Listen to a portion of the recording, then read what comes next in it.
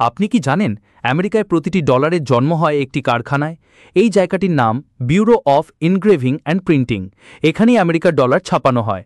যন্ত্রগুলি প্রায় নিখুঁতভাবে চলে, যেন তেল মাখানো কোনো মেশিন। যদিও এখানে কয়েন তৈরি হয় না, তবে নোটগুলি অনেক সূক্ষ্ম আর পুঙ্খানুপুঙ্খভাবে যাচাই করা হয়, যা অনেক সময় খালি চোখেও ধরা পড়ে না। ডলারগুলির উৎপত্তিস্থল ওয়াশিংটন ডিসি আর ফোর্ট ওয়ার্থ, টেক্সাসের এই দুই শহরে। এই দুই জায়গা থেকে প্রতিদিন গড়ে 541 মিলিয়ন ডলারেরও বেশি নোট বেরিয়ে আসে বিশাল আকৃতির প্রিন্টিং মেশিন থেকে। কিন্তু আপনি কি জানেন কিভাবে এই প্রক্রিয়া চালনা করা হয়? আন্তর্জাতিক মুদ্রা হিসাবে তাদের কি গোপনীয়তা পালন করতে হয়? মূলত এই ডলার কিভাবে কি থেকে তৈরি হয়? আমি অর্পণ, আপনাদের স্বাগত রহস্য কথায়। একটি $1 নোট আপনি যতই ঘষে দেখুন না কেন, তা কখনোই কাগজের নোট মনে হবে না। যদিও ডলারকে পেপার মানি বলা হয়, তবে এই মুদ্রা কাগজ থেকে তৈরি হয় না। 75% তুলো আর 25% লিনেনের এক মিশ্রণে তৈরি করা হয় ডলার। এই বিশেষ মেটেরিয়াল যুগ যুগ ধরে সরবরাহ করছে ক্রিন পেপার নামে একটি কোম্পানি, যারা আমেরিকার ফেডারেল রিজার্ভ নোট ব্যবস্থার শুরু থেকেই একমাত্র সরবরাহকারী। এতটাই বিশেষ এই উপাদান যে আইনত অন্য কেউ এটিকে ব্যবহার করা নিষিদ্ধ। এত গুরুত্বের সাথে তৈরি হওয়া প্রতিটি ডলার নোটেই থাকে একাধিক গোপন সুরক্ষা বৈশিষ্ট্য। যেমন, প্রতিটি নোটে থাকে লাল এবং নীল রঙের সূক্ষ্ম ফাইবার, যা এলোমেলোভাবে ছড়ানো থাকে। $1 বাদে সব নোটই থাকে ওয়াটারমার্ক। আলোয় ধরলেই দেখা যায় একটি ছবি। থাকে রং পরিবর্তনকারী কালি, নোট একটু হেলালেই রং পরিবর্তন হবে, এবং বিশেষ সিকিউরিটি থ্রেড, যা আলোয় ধরলেই নাম আর মুন্নামান দেখা যায়। আবার ইউভি রশ্মিতে ধরলে আলাদা আলাদা রঙে জ্বলে ওঠে।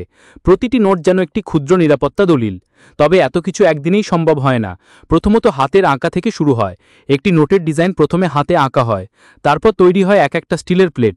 এই স্টিল প্লেটগুলির গায়ে সূক্ষ্মভাবে খোদাই করা হয় ডিজাইন, যা তৈরি হয় এক একটি মাস্টার ডাই। যে সম্পূর্ণ প্রক্রিয়াটি শেষ হতে সময় লাগে প্রায় 8 দিন। তবে ডাইগুলি শুধুমাত্র স্টিল দিয়ে তৈরি হয় না, এগুলি ক্রোম প্লেটেড, যাতে পরবর্তী চাপে এগুলি ক্ষতিগ্রস্ত না হয়। প্রতিটি প্লেটে থাকে আলাদা খুঁটিনাটি অংশ, যেগুলির জিগস পাজলের মতো জোড়া লাগানো হয় ট্রান্সফার প্রেস নামক এক ধরনের যন্ত্রের মাধ্যমে, যে মাধ্যমকে বলা হয় সেগ্রিওগ্রাফি প্রসেস। এরপর এই মূল প্লেটগুলি থেকে শত শত কপি তৈরি করা হয়, যা দিয়েই পরবর্তীতে ডলার ছাপানো হয়। তবে এই গোটা প্রক্রিয়ার মধ্যে বেঞ্জামিন ফ্র্যাঙ্কলিন থাকা $100 নোটের ক্ষেত্রে আছে একটু আলাদা রহস্য, জানিয়ে তৈরি হয় একটি চমকপ্রদ প্রশ্ন।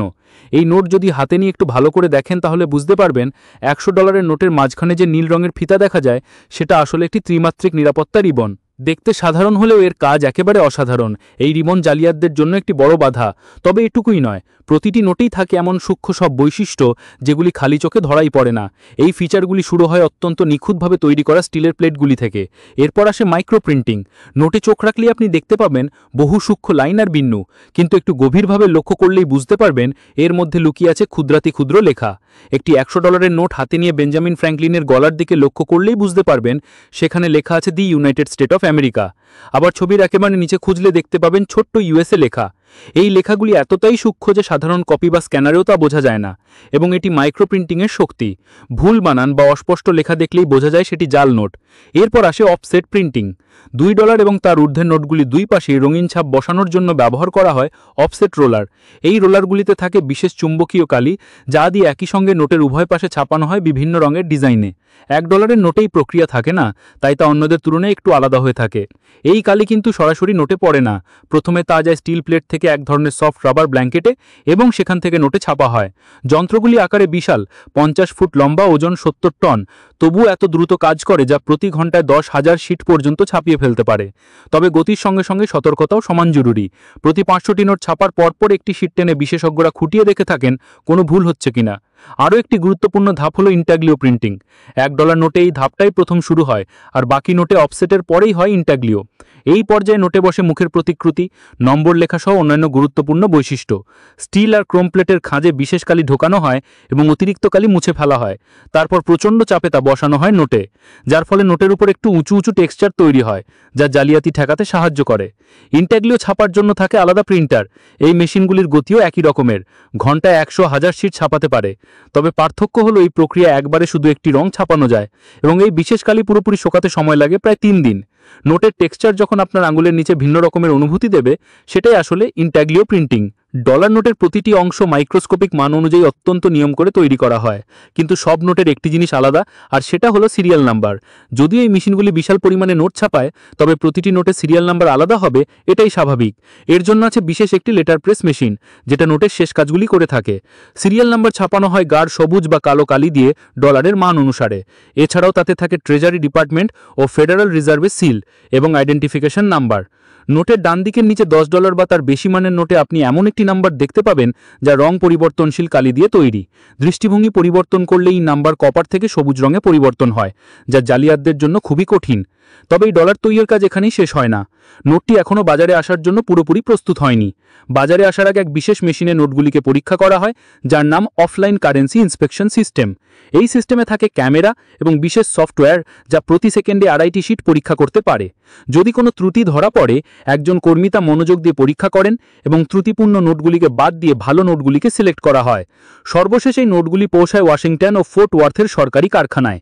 সেখানে গিলোটিন মেশিন দিয়ে নোটগুলিকে সঠিক আকারে কাটা হয়। দৈর্ঘ্যে 6.14 ইঞ্চি এবং প্রস্থে 2.61 ইঞ্চি। এরপর 100টি নোট গাঁথা হয় ব্রিক আকারে, ব্র্যান্ড দিয়ে মোড়ানো হয় যাতে নোটের মান লেখা থাকে। এই ব্রিকগুলিকে বড় বড় বান্ডেলে প্যাকেট করা হয়। এক বান্ডেলে 400টি নোট থাকে। তারপর 4টি বান্ডেল মিলিয়ে ধাতব বক্সে রাখা হয়।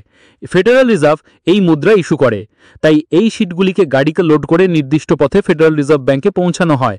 কখনো কখনো বিভিন্ন ভল্টেও কয়েক বছর ধরে রাখা হয় এবং দরকার বিশেষে ব্যাংক ও ক্রেডিট ইউনিয়নগুলির মাধ্যমে সাধারণ মানুষের হাতে পৌঁছে দেওয়া হয়। যদি কোনো নোট সন্দেহজনক মনে হয়, যেমন ব্যাংক কর্মী বা ক্যাশিয়ার শনাক্ত করে, তবে সেটা পাঠানো হয় ইউএস সিক্রেট সার্ভিসের কাছে, যারা দেশের মুদ্রা সুরক্ষা রক্ষায় কাজ করে। দেখতে অনেকটা সহজ মনে হলেও এই গোটা প্রক্রিয়া অত্যন্ত দক্ষ আর গোপনীয়তার সাথে করা হয়। প্রতিটি নোট তৈরিতে খরচ হয় প্রায় 2.8 থেকে 8.6 সেন্ট, যা ডলারের মান অনুসারে হয়ে থাকে। এখন আসি কয়েনের বিষয়। কয়েনের ক্ষেত্রে দক্ষতা আর গোপনীয়তা এই দুটো শব্দ বেশি খাপ খায় না। তবে নতুন করে তৈরি হওয়া কয়েনগুলি দেখতে যত সুন্দর, তার পেছনে কিছুটা পরিশ্রম আর প্রযুক্তি কাজ করে। আমেরিকার পেনি বা কোয়ার্টার আলাদা আলাদা দেখতে হয়, কারণ তারা ভিন্ন ভিন্ন ধাতু দিয়ে তৈরি। পেনিগুলি জিঙ্কের তৈরি, কিন্তু সেগুলিতে কপার প্লেটিং থাকে, সেই জন্যে তারা লালচে রঙের হয়। আর কোয়ার্টার আর ডাইমগুলি হয় কপার নিকেল মিশ্রিত, যার জন্য সেগুলি দেখতে রূপময়। কাঁচামাল থেকে শুরু করে 1500 ফুট লম্বা কয়েল থেকে এই ধাতু কাটা হয় ছোট্ট ছোট্ট ডিস্ক বা ব্ল্যাঙ্কে, যেগুলি অনেকক্ষণ ত্রুটিমুক্ত হওয়ার জন্য ফেলে রাখা হয়। তারপর ব্ল্যাঙ্কগুলিকে গরম করা হয় প্রায় 950 ডিগ্রি তাপমাত্রায়। তারপর ক্লিনিং আর ডাইং মেশিন দিয়ে ঝরঝরে করা হয়। এরপর এগুলিকে নরম করা হয় যাতে কয়েন বানানোর মেশিনে চাপ দেওয়া সহজ হয়। কয়েনের ধার উঁচু করতে আপসেটিং মেশিন ব্যবহার করা হয়। তারপর ডিজাইনগুলি তৈরি হয়। সবচেয়ে গুরুত্বপূর্ণ ধাপ হলো কয়েন ছাপানোর কাজ, যেখানে 60 থেকে 160 টন পর্যন্ত চাপ দেওয়া হয় এবং কিছু ডিজাইনের জন্য একাধিকবার কয়েনকে ছাপানো লাগে। ছাপানোর পর কয়েনগুলিকে ভালো করে পরীক্ষা করা হয়। তারপর ওজন আর গণনা করা হয়। সব ঠিক থাকলে সেগুলি ব্যাকপ্যাকে করে ফেডারেল রিজার্ভ ব্যাংকে পাঠানো হয়, ঠিক নোটের মতোই। কয়েন তৈরির শিল্প যদিও প্রাচীন, তবে সম্প্রতি এই কয়েন বিলুপ্তির পথে, কারণ ডিজিটাল অর্থব্যবস্থা বাড়ার ফলে কয়েনের চাহিদা কমেছে আর কয়েন তৈরির খরচ অনেক বেশি। উদাহরণস্বরূপ, $100 একটি নোট তৈরি করতে খরচ হয় 16.5 সেন্ট, কিন্তু একটি পেনি তৈরি করতে খরচ পড়ে 36.9 সেন্ট। এবং 2017 সালে একটি তথ্য চুরির রিপোর্টে জানা গিয়েছে ইউএস মিন্টে হিসাবরক্ষক ভুল আর স্কেল মিসকনফিগারেশন দেখা গিয়েছে। এই ইউএস মিন্ট হলো তারা যারা ট্রেজারি বিভাগের একটি ব্যুরো, যা মার্কিন যুক্তরাষ্ট্রের ব্যবসা বাণিজ্য পরিচালনার জন্য মুদ্রা নিয়ন্ত্রণ করে। এছাড়াও এই ইউএস মিন্টের নিরাপত্তা ও পরিবেশগত সমস্যা দেখা দিয়েছে। এত বড় একটি দায়িত্বশীল সংস্থার এমন ভুল, যা দেশের অর্থনীতিতে বিপদ ডেকে আনতে পারে। এছাড়াও কিছু বছর ধরে ইউএস মিন্টের বিরুদ্ধে অভিযোগ উঠেছে যে চীন নকল কয়েন তৈরি করছে এবং তারা যথাযথ ব্যবস্থা নিচ্ছে না তাদের উপর। সুতরাং এইসব কারণে আমেরিকায় কয়েনের দিন শেষ হতে চলেছে বলে মনে করা হচ্ছে। এই কয়েন বা নোট শুধুমাত্র একটি মুদ্রা নয়, এটি হলো একটি শিল্পকর্ম যা তৈরি হয় কঠোর প্রযুক্তি আর নিরাপত্তা ব্যবস্থার মাধ্যমে, আর সেই সঙ্গে প্রতিরোধ করে জালিয়াতি ঠেকাতে।